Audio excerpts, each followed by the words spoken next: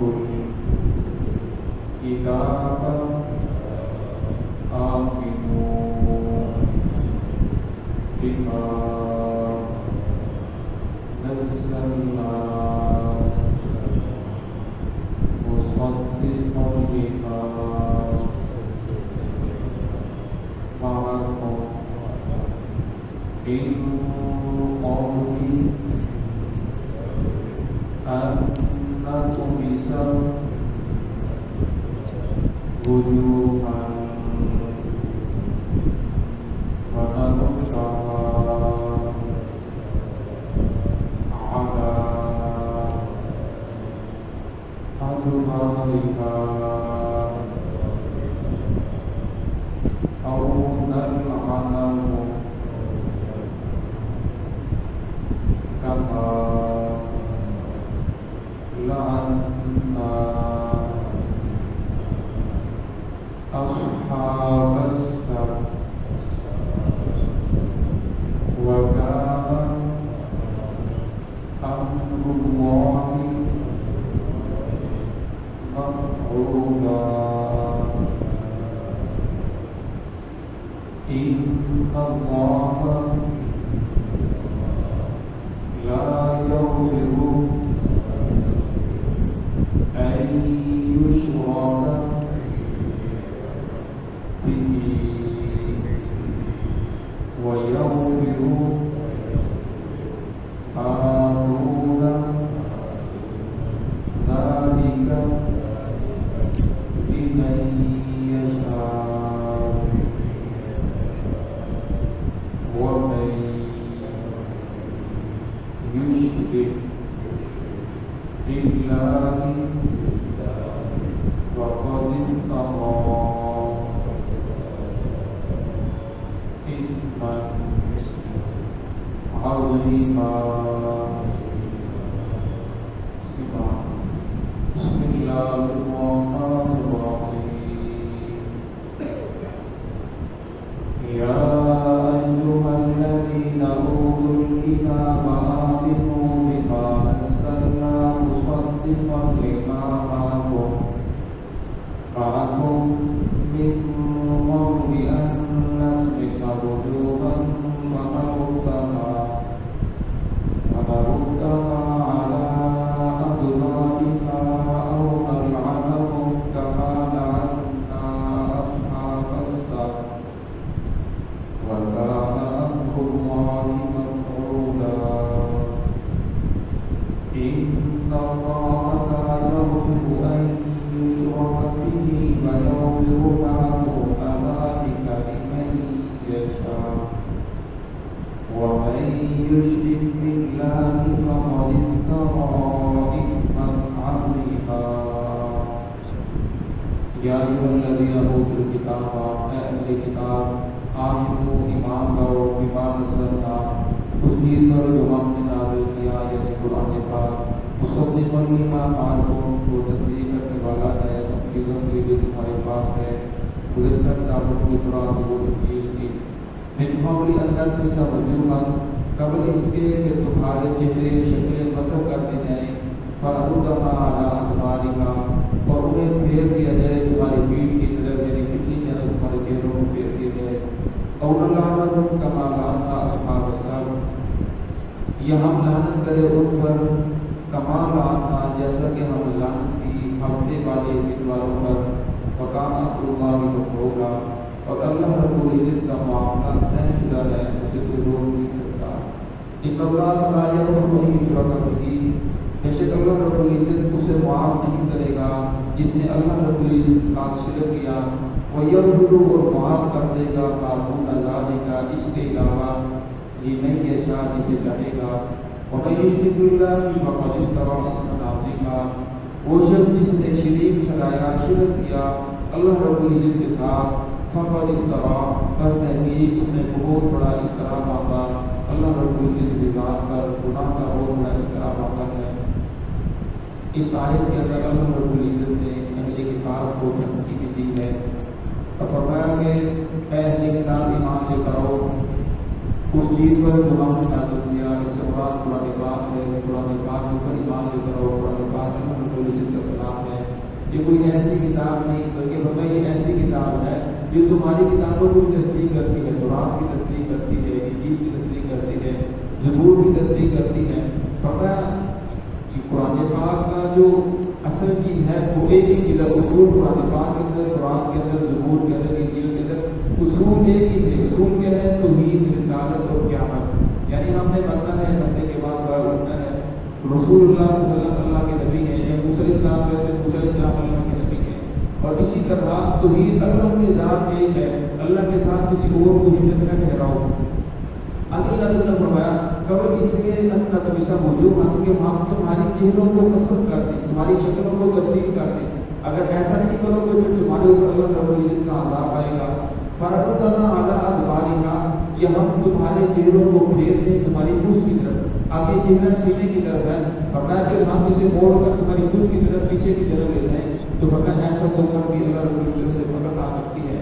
اور اللہ کما لعنا اصحاب السبت، فرمایا ہم ان پر لعنت کریں جیسا کہ ہم نے لعنت کی ہفتے والے دن والوں پر۔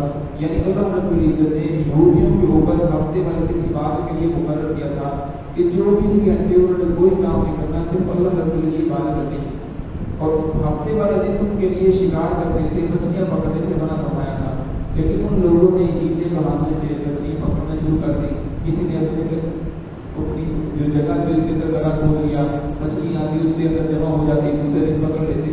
تو اس طرح ان لوگوں نے ہیلے کیے تو فرات اللہ رب العزت نے ان کے اوپر وجعلنا ہم قردۃ خاسئین، اللہ رب العزت نے جو بڑے تھے ان کو خنزیر بنا دیا، جو بڑے عمر کے لوگ تھے، اور جو نوجوان تھے انہیں بندر بنا دیا کہ وہ 3 دن تک زندہ رہے اور 3 نے آپس میں بول نہیں سکتے تھے لیکن ایک دوسرے کی طرف دیکھ کر روتے تھے بہت زیادہ۔ پھر 3 دن کے بعد اللہ رب نے تمام کے تمام کو ہلاک کر دیا۔ ورنہ تم بعد آ جاؤ گے، تم بعد نہیں آؤ گے تو تم پر بھی اللہ رب کی پکڑ اس طرح کی آ سکتی ہے جس طرح ہمارے لیے جمعے والے دن، جمعے کی پہلی اذان سے لے کر جمعے کی نماز ختم ہونے تک ہر وہ کام کرنا حرام ہے جس کا تعلق جمعے کے ساتھ نہ ہو۔ خرید و فروخت کرنا جو بھی کام ہے اس کے علاوہ جس کا تعلق جمعے کے ساتھ نہ ہو وہ حرام ہے۔ ہاں آپ غسل کر سکتے ہیں، کپڑے پہن سکتے ہیں، وضو لگا سکتے ہیں، کوئی اور کام ہے مسواک کر سکتے ہیں، جس کا تعلق جمعے کے ساتھ ہے وہ تو کرنا جائز ہے۔ ورنہ جمعے کی پہلی اذان سے لے کر جمعے کے ختم ہونے تک آپ جو بھی کام کرتے ہیں جس کا تعلق جمعے کے ساتھ نہیں ہے وہ حرام ہے۔ اس لیے ہماری مسجد کے اندر جمعے کی جو پہلی اذان ہے وہ بہت زیادہ لیٹ دی جاتی ہے، 45 منٹ دی جاتی ہے تاکہ لوگ گناہ گار نہ ہوں۔ تو اس لیے انسان کو کوشش کرنی چاہیے، ہمارے تو یہ 1.5-2 گھنٹے بنتے ہیں، کوشش کرے کہ انسان اس کے اندر مسجد کے اندر آئے، پہلے نہائے، غسل کرے اور آ کر اللہ رب کی عبادت کے اندر مشغول ہو جائے۔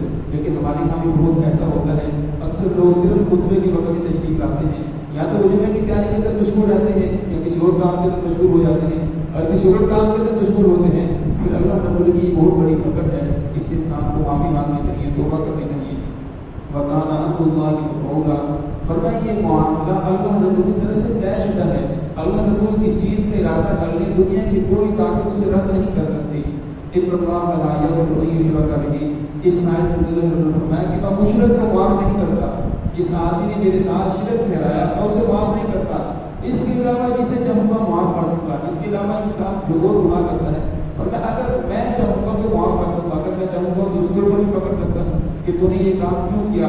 وَمَن يُشْرِكْ بِاللَّهِ فَقَدِ افْتَرَىٰ إِثْمًا عَظِيمًا، فرمایا شرک کتنا بڑا گناہ ہے، فرمایا یہ اللہ رب العزت بہت بڑے گناہ کی طرح ماننا ہے۔ اللہ رب العزت کے ساتھ کسی اور کو، اللہ کی ذات کے ساتھ کسی کو شریک ٹھہرانا، ذات کے اندر شریک ٹھہرانے والے تو بہت کم ہیں، شاید نہ ممکن ہو کہ اللہ تعالیٰ کی اطاعت ایک ہو، خدا کو مان لینا کہ یہ بھی خدا ہے، اس طرح کے لوگ بہت کم ہیں۔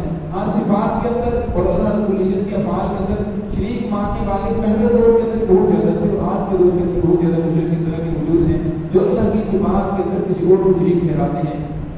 اللہ کی صفات کے اندر رزق دینے والا اللہ رب العزت کی ذات ہے، خالق، مالک، رازق، زندہ کرنے والا، موت دینے والا، یہ اللہ رب کی ذات ہے۔ کسی کو عزت دے دے، کسی کو ذلیل کر دے، کسی کو مال پر زیادہ دے دے، کسی کو کم دے دے، کسی کو بچے دے، کسی کو بچے دے، یہ اللہ رب العزت کا کام ہے۔ دنیا کی کوئی طاقت، دنیا کا کوئی پیر، دنیا کا کوئی ولی کسی کو موت نہیں دے سکتا کہ وہ اپنے اختیار کے ساتھ کسی کو مار دے، کسی کو زندہ کر دے۔ فرمایا یہ اختیار اللہ رب العزت نے اپنے پاس رکھا ہے، اللہ رب العزت کے پاس یہ ساری چیزوں کا اختیار ہے۔ فرمایا جس آدمی نے ان چیزوں کے اندر کسی اور کو شریک نہ ٹھہرایا اللہ کی ذات میں، صفات میں، افعال میں، اور اللہ رب العزت سے معاف کر دیں گے۔ حجاج بن یوسف دنیا کا بہت ظالم ترین بادشاہ گزرا ہے، اسلام کا کام اس نے بہت کیا ہے۔ محمد بن قاسم یہ ان کے بھتیجے تھے۔ اس وقت اسے پتہ چلا کہ پاکستان کی مسلمانوں کی 6 لڑکیاں کفار کی قید کے اندر ہیں، تو اس نے محمد بن قاسم کو بھیجا، 18 سال کا نوجوان ہے، اور کرتا ہوا ملتان تک پہنچا، سارا علاقہ اس نے فتح کیا۔ لیکن حجاج بن یوسف اس نے دین کا کام بھی بہت کیا ہے۔ قرآن کا جو زیر زبر شد مت پیش نظر آ رہی ہے، یہ حجاج بن یوسف نے لگائی ہے۔ اس سے پہلے قرآن پاک کا اس طرح کا سکون آتا، زیر زبر نہیں تھی، کیونکہ عرب فصیح زبان تھی، وہ لوگ اس طرح پڑھتے تھے۔ لیکن جب قرآن پاک عجم کے اندر آیا تو پھر اس نے زیر زبر لگائی۔ اس نے اور بہت سے اسلام کے کام کیے، لیکن ظالم ایسا تھا کہ اس نے صحابہ اکرام کو شہید کیا، صحابہ اکرام کو بہت زیادہ قتل عام کیا۔ حضرت عبداللہ بن زبیر رضی اللہ عنہ جس وقت مسلمان ہجرت کر کے مدینہ طیبہ گئے تو سب سے پہلا جو بچہ پیدا ہوا وہ عبداللہ بن زبیر تھے۔ تو صحابہ کرام نے بہت زیادہ خوشی کی، وسلم نے بہت زیادہ خوشی کی۔ آپ صلی اللہ علیہ وسلم نے اپنا نام حضرت زبیر رضی اللہ عنہ کے منہ کے اندر ڈالا۔ تو یہ بہت وقت کے ولی تھے، بہت زیادہ اللہ کی بات کرنے والے عادل آدمی تھے، لیکن اس نے مکہ مکرمہ کے اندر ان کی حکومت کو ختم کیا اور ان کو اس نے شہید کیا اور ان کی لاش کو سولی کے اوپر لٹکا دیا۔ اتنا بڑا ظالم تھا، لیکن جس وقت مرنے لگا تو اس کو بہت زیادہ تکلیف تھی۔ ان کا جو بھائی تھا قاسم، جب ان کا آخری وقت آیا تو یہ حجاج بن یوسف اس وقت گورنر تھا، اپنے بھائی کی زیارت کے لیے گیا تو بھائی نے انکار کر دیا، فرمایا جو عبداللہ بن زبیر کا قاتل ہو، جو اللہ کے نبی کے صحابی کا قاتل ہو، میں اس کی زیارت نہیں کر سکتا، حالانکہ سکے بھائی تھے۔ لیکن جب اسے اپنی وفات کا وقت آیا حجاج بن یوسف کا تو انتمیوں کی بہت زیادہ تکلیف تھی، اتنی تکلیف تھی کہ برداشت سے باہر تھی۔ جس کی بات ہے اس کی قریب بیٹھی رو رہی تھی، تو اپنی بات اس کی طرف کیوں روتی ہے؟ میرے ایک حکم پر میں نے سینکڑوں لوگوں کی غلطی اتار دی اور آج میں نے بھی پڑھنا ہے، لہٰذا میں نے دنیا سے جانا ہے۔ تو اس کی والدہ کہنے لگی اس لیے نہیں رو رہی کہ تو کرنے لگا ہے، یہ تو اللہ کا نظام ہے، دنیا میں جو انسان آیا ہے اس نے جانا ہے، اس لیے رو رہی ہوں کہ تو نے ظلم بہت زیادہ لوگوں کے اوپر کیے ہیں، اب تیرا قبر کے اندر کیا بنے گا؟ تو کہنے لگا کہ بھئی اماں جان اگر اللہ رب العزت میرا معاملہ تیرے سپرد کر دے، اگر اللہ رب کہہ دے کہ اس کا معاملہ تیرے سپرد ہے، کیا تم نے معاف کرے گی، سزا دے گی؟ تو ماں کہنے لگی کہ میرے بیٹے تو جیسا بھی ہے تو میرا لگتا ہے میں تو تجھے معاف کر دوں گی۔ تو کہنے لگی اللہ رب تو بہت زیادہ محبت کرنے والے ہیں، وہ تو ماؤں سے بھی زیادہ محبت کرتے ہیں، تو ورنہ مجھے اللہ کی ذات سے امید ہے کہ اللہ رب کی ذات مجھے معاف کر دے گی۔ حسن بصری رحمۃ اللہ علیہ جنہوں نے جس وقت انہوں نے حجاج عبداللہ بن زبیر رضی اللہ عنہ کو شہید کیا، وہ اس کی بہت زیادہ مخالف تھے کہ یہ بڑا ظالم آدمی ہے، اس کی وجہ کیسے جان نکلے گی۔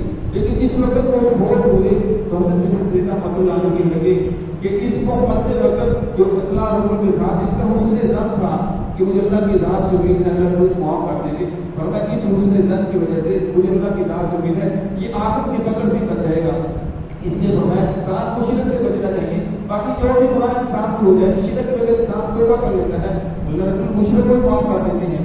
اگر توبہ نہیں کی، بغیر توبہ کے دنیا سے چلا گیا پھر مشرک کی بخشش نہیں ہے، ورنہ اس کے علاوہ انسان جو بھی گناہ کرتا ہے اگر اللہ رب العزت چاہے تو اسے معاف کر دیں، اگر اللہ رب العزت نہ چاہے تو جنت کے اندر تو پھر بھی جائے گا، لیکن اس سے پہلے اسے جنت کے اندر ڈالا جائے گا۔